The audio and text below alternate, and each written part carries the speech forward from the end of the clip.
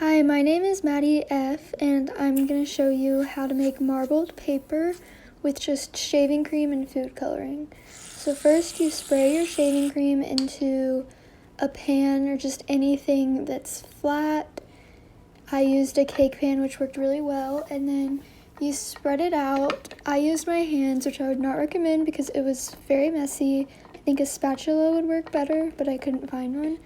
But just make sure you can spread it out evenly and cover most of the surface of the pan. So once you do that, take your food coloring and just put it on the shaving cream wherever you want. It doesn't really matter where. I just used blues and greens. You can use whatever colors you want. It's fun to mix a bunch of different ones and see how they turn out.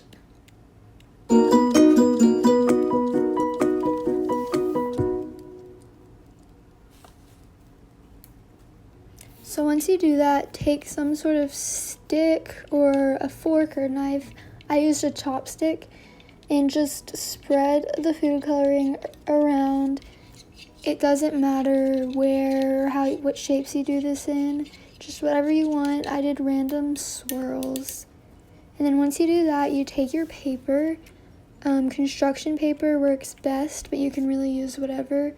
And just put it on the shaving cream and press it down to make sure shaving cream is touching every part of the paper.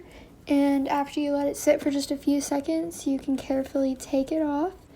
And then using the back of the knife or anything that's flat, it's important that it's flat. You carefully scrape off the shaving cream onto a paper towel so that it's easy to clean up later. And then after you do that, you can make more using the same thing of shaving cream, which is what I did. I added some more food coloring because a lot of it came off with the first one. And I think the second and third ones usually look a little cooler because the shaving cream is just in a different pattern.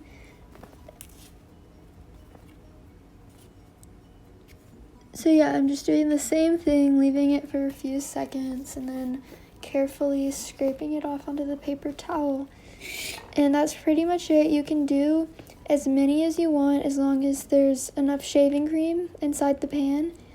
And then to clean up, just throw away the paper towel and rinse the pan out in the sink. And while you're doing that, make sure you let the paper dry a little before touching it. And yeah, that's pretty much it.